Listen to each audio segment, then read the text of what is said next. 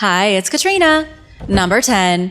The Western Desert Campaign. Something that many people don't realize is that for years, World War II was fought in the desert. The Western Desert Campaign was the main part of the larger North African Campaign fought in the deserts of Egypt and Libya. It all began in June of 1940 when the Italians declared war and invaded Egypt. We can thank Benito Mussolini for the Desert Wars. Mussolini was the dictator of Italy who wanted to recapture the glory of the Roman Empire, reclaiming territory lost thousands of years ago in North Africa and across the Mediterranean. The first step was to attack the British, Commonwealth, and French forces in Egypt. The Italian 10th Army tried to do this and failed miserably because of a British counter-offensive codenamed Operation Compass. Mussolini's plans were such a disaster from the start that he was forced to beg for assistance from Adolf Hitler, who then sent his German forces to Tripoli to help conquer Egypt. There was a lot of back and forth during the Western Desert Campaign, but it soon became clear that the Axis forces had bitten off far more than they could chew. They were defeated in 1941 in Operation Crusader. They made some small wins at the Battle of Gazala, but continued being pushed back until they were driven out of Libya. Then, with the invasion of Tunisia in 1943, the remaining Axis forces were defeated in the desert.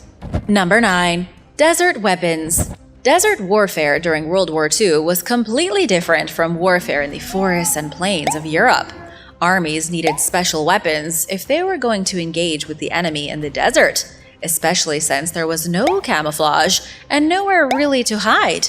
British tanks began being designed for maximum protection to support infantry. Because of the vast and sprawling landscape, it was important to have armored fighting vehicles and massive amounts of artillery. The British also came up with lightly armored cruiser tanks that could sprint across the dry desert sands.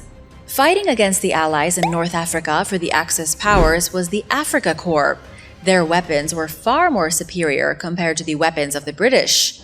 They had two weapons in particular that were wildly effective in North Africa.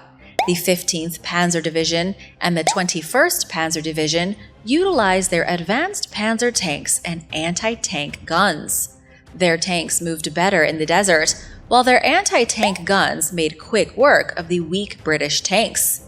The 88mm Flak Gun was especially deadly to the British tanks, as it could penetrate front armor at 2,000 yards. This was compared to the weak British 2-pounder gun that could hardly even dent the German tanks.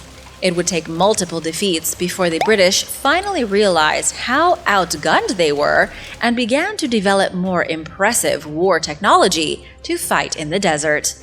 Number 8. The Desert Rats. Despite being outgunned by the Italians and Germans, the British continued to make big wins in Africa. The Desert Rats was one of the most successful groups of war fighters during the North African Campaign. They called themselves the Desert Rats, but were technically the 7th Armoured Division. Their leader was General Alan Francis Harding. Harding led the Desert Rats against the German Afrika Korps leader General Erwin Rommel, nicknamed the Desert Fox. On January 22, 1941, the Desert Rats and the 6th Australian Division conquered the city of Tobruk in Libya. Most of the Italian forces under the control of Rodolfo Graziani were wiped out, but then came General Rommel, who led a fierce campaign against the Allies and took back just about every piece of land except the city of Tobruk. On April 13, 1941, the desert city was completely encircled by enemies. The defenders included the Desert Rats and the 7th Divisions, a total of about 14,000 Australians, 4,000 Polish troops, and 8,000 British and Indian troops. They held the city for a whopping 8 months while it was pounded daily by the Germans. But these soldiers weren't just hiding. After the daily bombardment was over, they emerged at night to carry out guerrilla warfare against the attackers. And because the British still controlled the Mediterranean waters, the Royal Navy kept them freshly supplied with weapons and food. Even as the German military juggernaut beat them senseless, the Desert Rats nipped at their heels each night. This went on for nearly a year, until reinforcements came and the siege was lifted. Number 7. The Libyan Desert Graveyard. Much of the Libyan Desert is a graveyard of lost war machines. Anything made out of metal lasts a ridiculously long time in the desert thanks to the high temperatures and low humidity. Very little rainfall means very little rust and corrosion. And for this reason, Libya is still home to tanks and planes from the 1940s that are in almost perfect condition.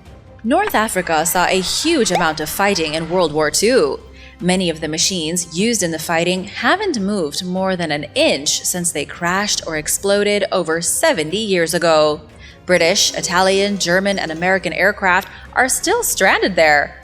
There are M4A2 Sherman tanks that have been pillaged and ripped apart, their scrap metal pilfered and sold. There are Italian M13 mini tank turrets filled with so much sand they will never fire again. But why is the Libyan desert so full of busted machines from World War II? It's because much of the fighting was done in the middle of nowhere. In the chaos that followed the end of the North African campaign, nobody wanted to spend the time bringing broken machines back home. Whatever couldn't move on its own was simply abandoned. Then, before long, locals stripped the forgotten machines of their precious metals to sell. And now for number 6. But first, it's shoutout time! I want to say a big thank you to Lynn Hendrickson and Joshua Griffin for supporting this channel. Be sure to subscribe if you haven't already for more videos about World War II. Number 6. Operation Squatter. David Stirling was a lieutenant in the Scots Guards and one of the top men fighting against the Afrika Korps in North Africa during World War II. David was the one who came up with the brilliant idea to destroy the airfields in Libya and paralyze German air support in that part of the desert. It was no secret that the Germans had overwhelming superiority in the skies in North Africa. The only way for the Allies to gain any kind of advantage was to eliminate the airfields themselves. However, the airfields were heavily protected, and so David convinced his superiors that small teams of specially trained soldiers could sneak behind enemy lines and destroy heavily guarded supplies and aircraft. These specially trained soldiers called themselves the Special Air Service Brigade, or the SAS. Their first mission was Operation Squatter, and it was a disaster. One group of 15 soldiers was shot down before they could even deploy. The few remaining soldiers that didn't get shot down were scattered in a heavy gale and rain and weren't able to destroy a single enemy aircraft. Out of the 65 special operators that went into Libya, only 22 made it back. Many had to hike through the desert for almost 40 hours on foot. The second mission went a lot better. The remaining soldiers were sent back to Libya in jeeps, and they destroyed over 60 German planes. The SAS was disbanded when the war ended, but was added to the official army list later on in 1952 and is still active today. Number 5. Lost Fighter Jet. A British fighter from World War II was recently uncovered in the middle of absolutely nowhere, crashed in the Egyptian desert decades ago. It was discovered by a worker for a Polish oil company by accident. Experts have hailed the discovery as a miracle, as the chances of coming across such a remote wreckage is slim to none. It's now believed the aircraft was flown by Flight Sergeant Dennis Copping, who went missing on June 28, 1942. In June of that year, General Rommel was chasing British forces across the North African desert. As the British forces tried to get out of the way of the German offensive, one stray fighter with the Royal Air Force crashed into the hot sands of the Egyptian Sahara. That pilot was Dennis Copping, who was never seen or heard from again. His Kitty Hawk P-40 was lost hundreds of miles from civilization. Andy Saunders, a British military historian, called the state of preservation incredible. Just by looking at the pictures, he was able to make some solid deductions about what happened. The plane obviously landed in the desert, most likely when it ran out of fuel. The driver got out and he wandered off hoping to find shelter. However, pilots in North Africa at the time didn't have much for a survival situation. Dennis didn't have any food or water.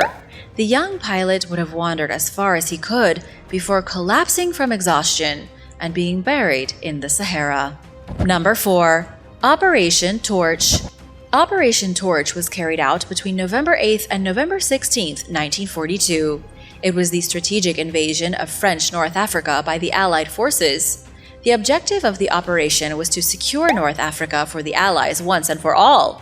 It also happened to be the first large involvement of U.S. troops in North Africa during the war.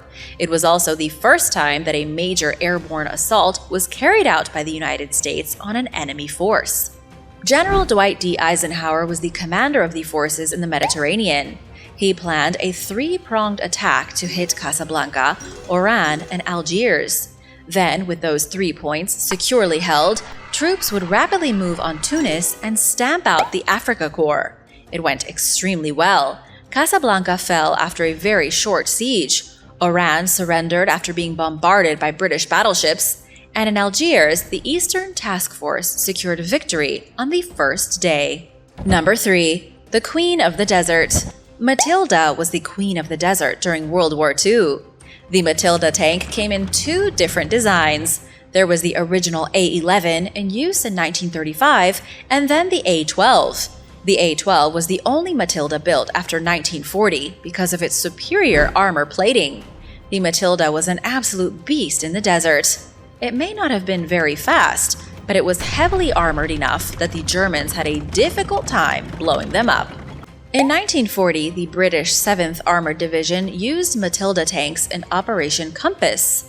They wreaked havoc among the Italians in Egypt, who were equipped with meager L3 tankettes.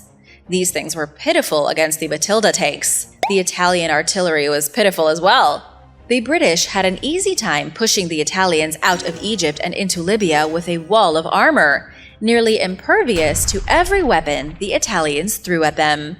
It was only later, when the German Afrika Korps showed up with their 88mm anti-aircraft guns, that they started destroying the Matilda tanks in mass numbers. Over 64 tanks were lost during Operation Battleaxe because of the superior German weaponry. Even so, the Matilda remained the Queen of the Desert until the end of the war.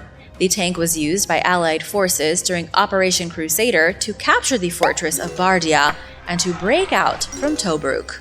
Number 2. Operation Desert. Operation Desert was a plan by the Germans to build shale oil industrial production complexes in the final phase of World War II. The conventional petroleum supplies were dwindling, and Germany was desperate to fuel their army. It didn't matter that the war was looking bleak for the Germans, nor that they were rapidly losing territory. They still needed fuel for their machines. Edmund Geilenberg ordered the construction of 10 shale oil extraction plants. Prisoners from the Natzweiler Struthof concentration camp were taken along the railway lines to be used in the building of these plants. However, things didn't get nearly as far as the Germans had hoped. What they didn't realize at the time was that their war was being lost much faster than anyone had anticipated. In 1944, Soviet troops advanced into Estonia and Germany was on the brink of defeat. Only 4 oil plants ever became operational, and only about 1,500 tons of shale oil was ever produced. Even after the war, when French occupation forces tried to profit from the plants already built, there wasn't any money in it. All the plants halted production in 1948. Number 1. Human remains at El Alamein. 80 years after the Second Battle of El Alamein in North Africa, soldiers who perished and never received a proper burial were accidentally discovered. The grisly remains of 4 German soldiers were uncovered by a Bedouin man 2 hours south of El Alamein. He was digging a hole in the sand for a campfire to make some tea, when instead he found the grave of a German soldier. The Bedouin man alerted local authorities, and professionals soon discovered 3 additional bodies. They also found military paraphernalia such as medals and buttons from someone's uniform. A military attaché from the German embassy in Cairo was called in to help with the investigation. It was soon confirmed that all the bones belonged to German soldiers who fought in the famous Afrika Korps. All 4 were under the age of 25, and one man's skeleton was badly burned. Experts believe these people may have been in a tank crew and died after their vehicle was ambushed. As for the Second Battle of El Alamein, it was the most important fight in North Africa of the entire war. Even General Rommel said it himself. In his memoirs, Rommel wrote that the battle, which took place on October 23, 1942, turned the tide of war in Africa against the Germans. He also wrote that it represented the turning point of the entire struggle between the Allies and the Axis forces. It was definitely the beginning of the end of the Italians and Germans in Africa. Thanks for watching! Would you rather fight a war in a hot desert or a freezing mountain? Let me know in the comments below, and be sure to hit that subscribe button and come back soon. Bye!